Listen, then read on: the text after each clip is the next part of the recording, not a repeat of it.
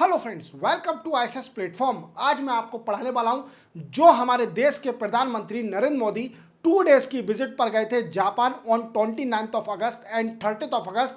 क्या डिस्कस हुआ India PM Modi and Japan PM Shigeru Ishiba के बीच में, वो मैं आपको डिटेल में समझाऊंगा। क्यों गए थे मोदी साहब और कौन कौन से एग्रीमेंट साइन हुए, इवन कौन कौन से डायलॉग सेटअप करे गए हैं और एमओयू कौन से साइन हुए किस किस सेक्टर में, वो अपन सब जानेंगे। चलते हैं वीडियो स्टार्ट करते हैं।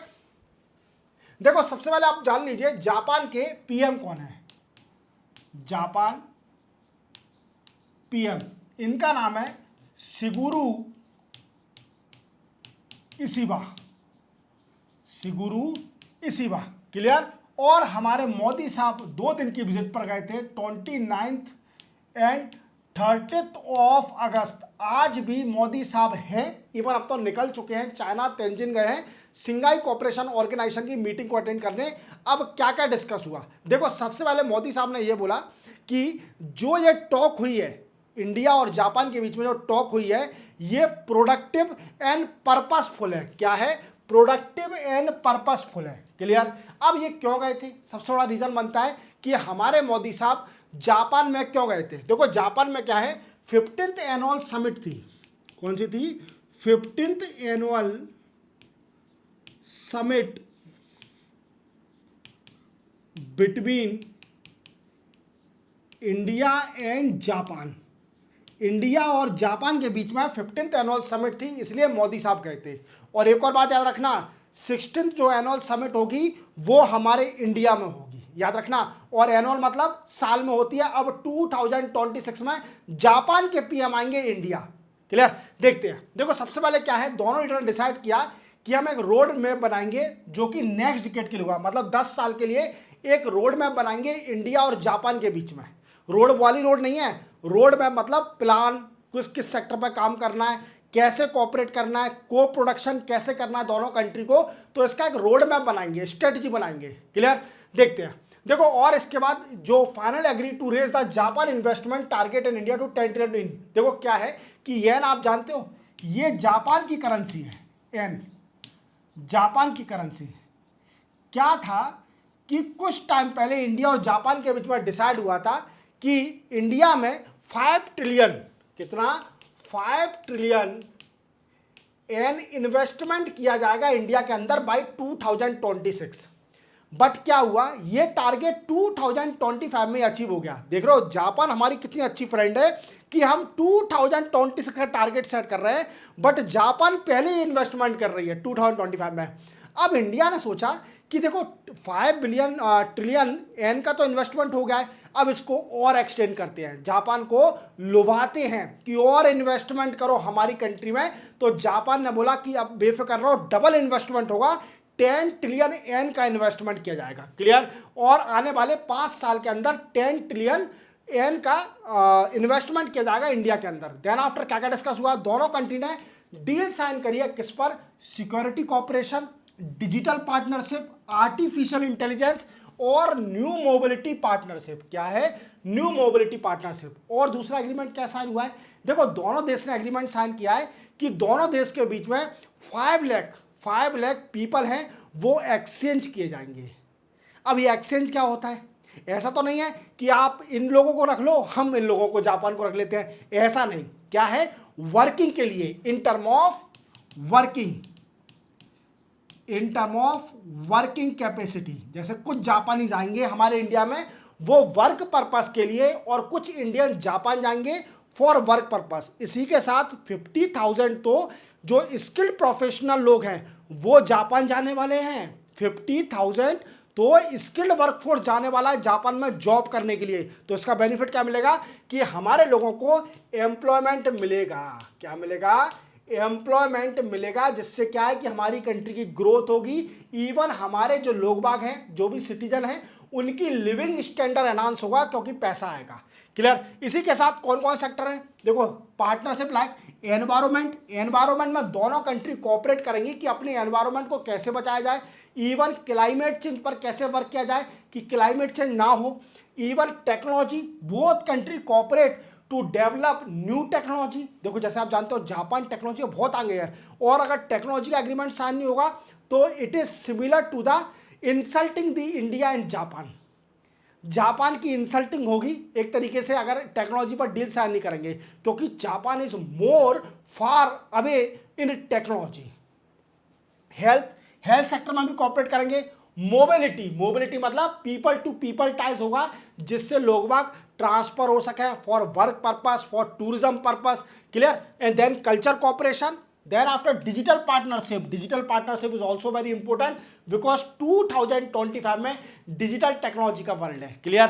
Then after AI cooperation initiative, artificial intelligence का वर्ल्ड है, तो डेफिनेटली एआई का अगर एग्रीमेंट साइन नहीं होगा तो again it is similar to the insulting both country, clear. Then after semiconductor, very very important semiconductor, India is always crying that we need to set up the semiconductor facility that make India self reliance, क्या बनाए, आत्मनिर्भर बनाए, क्योंकि हम कई सारा semiconductor import करते हैं from the south east Asian country, जैसे कि Malaysia, Singapore, specially Taiwan, China. तो इनसे सेमीकंडक्टर पर हमें डिपेंड ना होना पड़े किसी दूसरी कंट्री पर, तो इसलिए क्या इंडिया डिसाइड कर रही है कि हम खुद सेमीकंडक्टर अपनी कंट्री में बनाएंगे। इसके लिए मैंने कल एक बताया भी था आपको, OSAT फैसिलिटी भी सेटअप करी है हमारे इंडिया में, अभी गुजरात में। अब OSAT क्या है, तो इसका नाम फुल फॉर्म है outsource semiconductor assembly and test facility, और ये इंडिया की पहली फैसिलिटी सेटअप हुई है गुजरात में, जो कि सेमीकंडक्टर पर काम करेगी। और हमें आत्मनिर्भर का जो टारगेट अचीव करके रखा, हमने सोचा है कि हमें हर चीज में आत्मनिर्भर बनना है, तो वो बनने में मदद करेगी, क्लियर। Then after rare earth metal, देखो रेयर अर्थ मेटल का बड़ा इशू है, क्योंकि अभी चाइना और यूएसए के बीच में जो ट्रेड वार चल रहा था, तो चाइना ने एक डिसीजन लिया। चाइना ने बोला कि अब मैं किसी को रेयर अर्थ मेटल दूंगी नहीं।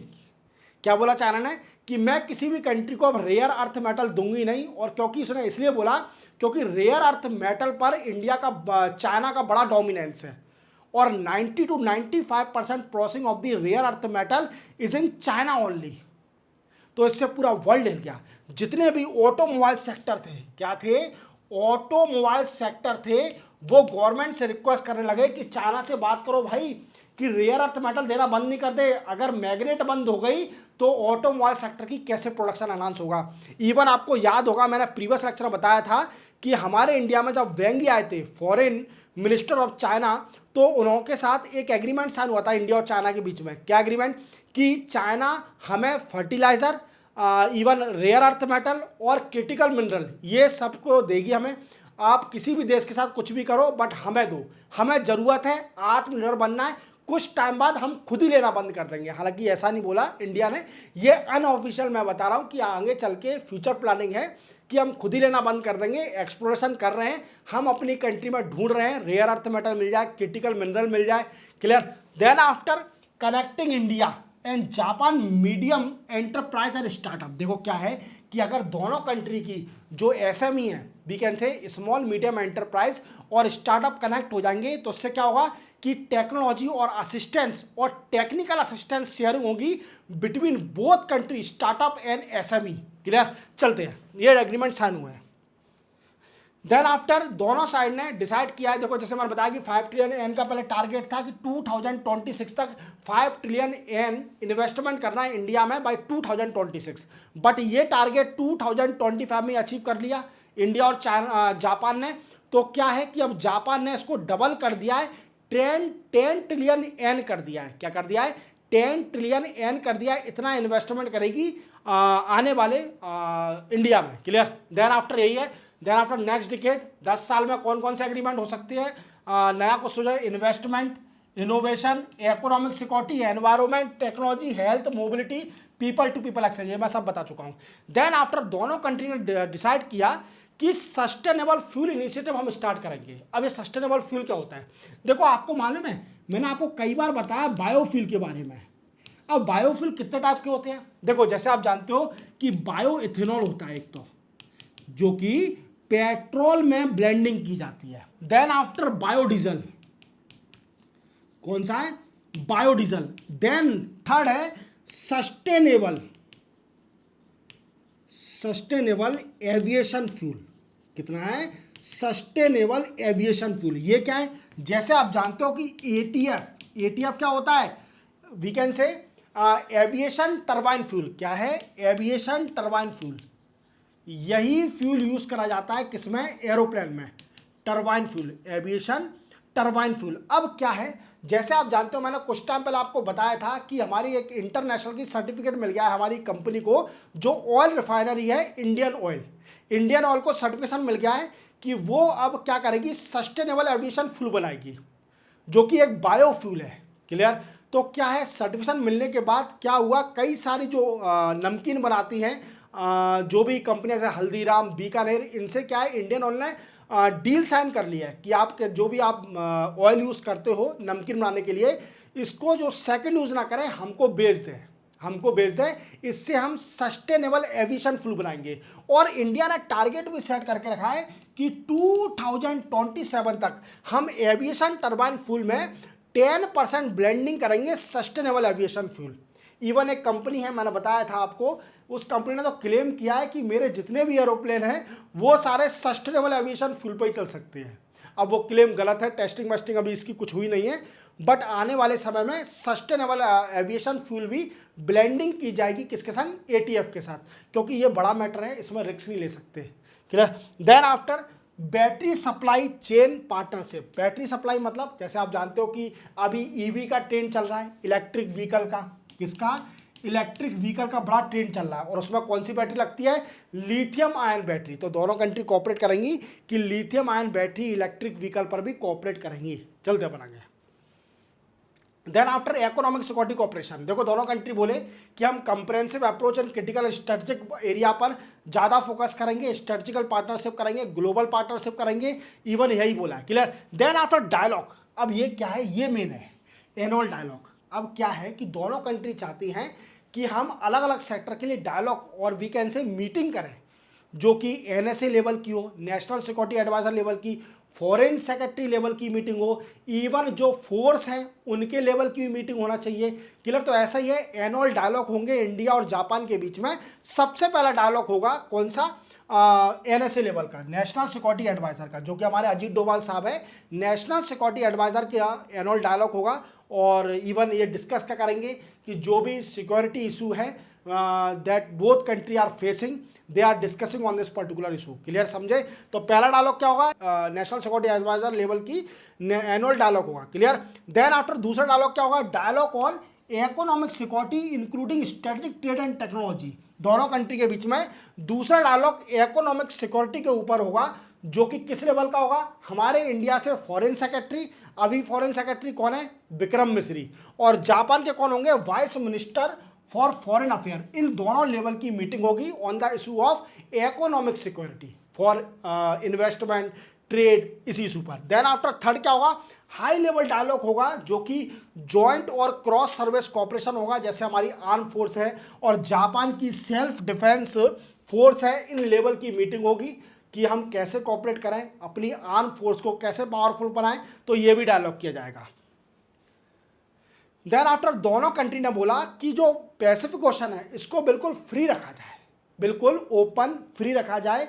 तो ऐसा क्यों हो रहा है, देखो जैसे आप जानते हो कि जापान और चाइना की बिल्कुल नहीं बनती है। क्यों नहीं बनती है, क्योंकि क्या है कि ईस्ट चाइना सी में देखना, आपको एक आइलैंड दिखेगा, ईस्ट चाइना सी में एक आइलैंड दिखेगा जिसका नाम है सेनकाकू आइलैंड।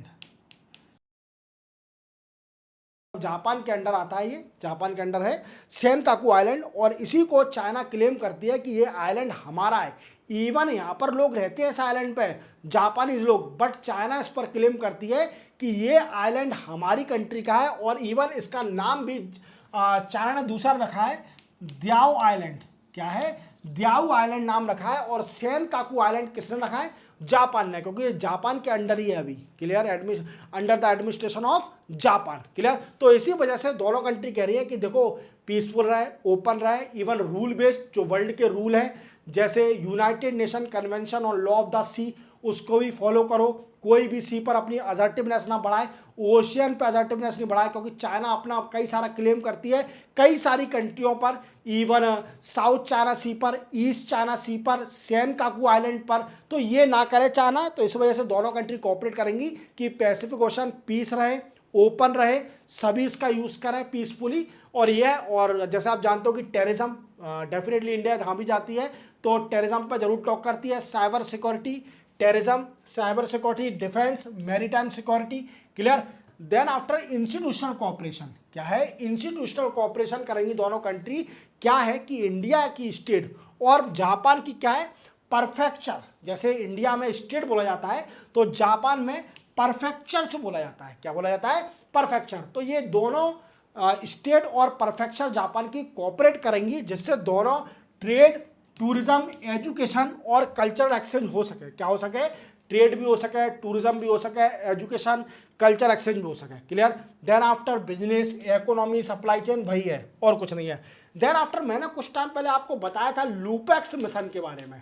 अगर आपको जानना है इसके बारे में तो मेरा एक एडिटर का वीडियो पड़ा हुआ है, इसरो के future mission, ISRO future mission के बारे में पढ़ा, जिसमें मैंने आपको लूपेक्स के बारे में बताया था। लूपेक्स क्या है, ये चंद्रयान 5 मिशन है। क्या है, चंद्रयान 5 मिशन है, क्या है, और ये किस किस का कोलैबोरेशन है, इसरो और जाक्सा का, इसरो एंड जाक्सा। और जाक्सा किसकी स्पेस ऑर्गेनाइजेशन है, जापान की। ISRO we can say Indian Space Research Organisation, and JAXA कौन है, जापान एरोस्पेस एक्सप्लोरेशन एजेंसी। इन दोनों का कोलैबोरेशन करके चंद्रयान 5 को लॉन्च किया जाएगा।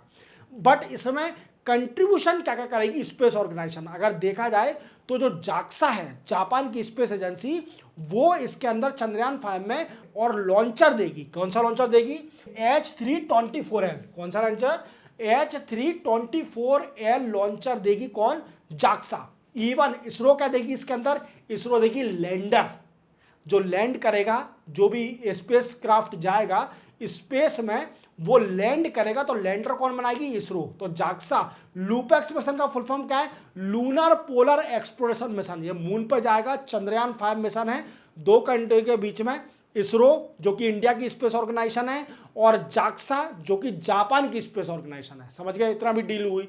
देन आफ्टर जो कि ऐसा में फोरम भी बनाया जाएगा। क्या बनाया जाएगा, small and medium enterprise forum भी बनाया जाएगा, जिससे दोनों कंट्री की जो स्मॉल एंड मीडियम एंटरप्राइज है वो कोऑपरेट करें एक साथ, जिससे कि दोनों कंट्री की एसएमई ग्रोथ करें, एक्सपोर्ट एनहांस हो। तो ये भी डिस्कस हुआ। देन आफ्टर मोदी साहब, जैसे आप जानते हो कि हमारे इंडिया में 2030 तक बुलेट ट्रेन आ जाएगी, और बुलेट ट्रेन कहां से कहां तक चलेगी, दिल्ली से अहमदाबाद तक। बट मैंने आपको कुछ टाइम पहले बताया था ये बुलेट ट्रेन है, ये E10 है। क्या है, E10 ट्रेन है, क्लियर। और हमारे इंडिया में 2027 में E5 आएगी पहले। कौन सी, E5, जो कि 2027 से ट्रायल चलेगा। इसकी स्पीड होगी 320 किलोमीटर पर आवर, क्लियर। हालांकि बुलेट ट्रेन की 400 किलोमीटर पर आवर है, बट इसकी स्पीड होगी E5 की, कि ट्रायल के लिए आएगी, जो कि पुरानी बुलेट ट्रेन है जापान की। तो क्या है, हमारे मोदी साहब आज बुलेट ट्रेन में बैठ के सिंडाई एरिया में गए। सिंडाई एरिया कहाँ है, ये है इंडस्ट्रियल एरिया ऑफ जापान। क्या है ये, इंडस्ट्रियल एरिया ऑफ जापान, जहां पर कई सारी सेमीकंडक्टर की फैसिलिटी है। इवन बुलेट ट्रेन को मैन्युफैक्चरिंग यूनिट भी यहां पर है। तो मोदी साहब इसको देखने गए थे, बुलेट ट्रेन में बैठ के गए। देखो ये शिगुरु शिबा है पीएम ऑफ जापान, और मोदी साहब बुलेट ट्रेन में बैठे हैं, देख रहे हैं कि जब ये हमारी कंट्री में आएगी 2030 में तो कितना मज़ा आएगा। मैं अपनी स्टेट में जाऊंगा ऐसा बैठ के, दिल्ली से अहमदाबाद तक, क्लियर। तो यही कहानी है। देन आफ्टर मोदी साहब ने कई सारे जो हमारे इंडियन लोको पायलट वहाँ पर ट्रेनिंग ले रहे हैं ईस्टर्न जापान रेलवे में, कि जो बुलेट ट्रेन को हैंडल कर सकें, उनसे भी मुलाकात करी हमारे मोदी साहब ने। और मोदी साहब को वो वहाँ के जो भी बड़े बड़े संति बोलते हैं, मोंग जो होते हैं, उन्होंने पीएम मोदी साहब को डरूमा डॉल दिया। अब डरूमा डॉल क्या होता है, देखो क्या है कि जैसे आप जानते हो कि हमारे यहाँ साइन होते हैं, कई सारे रिलीजन में साइन होते हैं, जैसे ओम, क्लियर। देन आफ्टर कई सारे साइन होते हैं भगवान की, जैसे मूर्ति होती है, शिव जी की पिंडी होती है। तो ऐसे ही जापान के कल्चर में क्या है, एक डरूमा डॉल होती है। अब ये करती क्या है, तो इसके कई सारे काम हैं। अगर आपके घर में जापान में अगर डरूमा डॉल होगी, तो जो आपके गोल हैं, गोल हैं वो अचीव हो जाएंगे, गोल अचीव हो जाएंगे, आपके घर में इवन प्रॉस्पेरिटी आएगी, पैसा आएगा कई सारा। तो वहाँ के जापान के लोगों का ये मानना है डरूमा डॉल को रखना है हर घर में। और इसी को देखते हुए जो मॉन्क है वहाँ के, तो उन्होंने गिफ्ट भी दिया इनको, मोदी साहब को, कि डरूमा डॉल लीजिए आप अपने पीएम हाउस में रखना, जिससे आपके गोल अचीव हो जाए, जो कि आप चाहते हो कि पूरे भारत में बीजेपी की सरकार हो, तो वो भी आपका गोल अचीव हो जाएगा। Clear. Then after until we can say जब तक आप इस दुनिया में रहोगे तब तक आप पीएम रहो, ये भी गोल अचीव हो जाएगा। क्लियर, डरूमा डॉल के जरिए। और इसी के साथ जापान के जो पीएम है, इन्होंने एक बात भी बोली कि इंडिया और जापान के जो रिलेशन है ना, वो आज से नहीं है, ये रिलेशन 6th सेंचुरी से है। अब 6th सेंचुरी से कैसे है सर, ये बताइए। देखो गौतम बुद्ध थे, गौतम बुद्ध जानते हो कि इनका कल्चर जो स्प्रेड हुआ था जापान में, वो 6th सेंचुरी में हुआ था, क्योंकि गौतम बुद्ध जो बुद्धिज्म माना जाता है, इसका ओरिजिन हमारे इंडिया से है। कहाँ से है? हमारे इंडिया से। और जापान में बुद्धिज्म का कल्चर जो स्प्रेड हुआ था वो 6th सेंचुरी में हुआ था। तो हम कह सकते हैं कि इंडिया और Japan close friend since 6th century. Clear, बोल सकते हैं। तो यही डिस्कस हुआ, और कुछ ज़्यादा डिस्कस नहीं हुआ। इवन आ जाएगी जल्दी हमारे यहाँ बुलेट ट्रेन 2030 में, तो जो भी बच्चा इंटरेस्टेड हो जाना। 2027 में E5 स्टार्ट हो जाएगी, जिसकी 320 किलोमीटर पर आवर होगी। और देन आफ्टर 2030 में E10 आ जाएगी, जो कि शिनकानसेन नाम है शायद जापान में बुलेट ट्रेन का। तो याद रखना, दैट्स अ वेरी इंपॉर्टेंट। ये सारा डिस्कस हुआ, और कुछ ज़्यादा डिस्कस नहीं हुआ। मिलते हैं हम नेक्स्ट एडिटोरियल में। और जो मैंने रिमेनिंग एडिटोरियल बनाए हैं उनको देखने के लिए आपको क्या करना पड़ेगा, आपको मेरा चैनल खोलना पड़ेगा, प्लेलिस्ट में जाइए, वहाँ पर एक एडिटोरियल का फोल्डर है, वहाँ सारे वीडियो आपको मिल जाएंगे। क्लियर, मिलते हैं हम नए लेक्चर में, तब तक के लिए जय हिंद।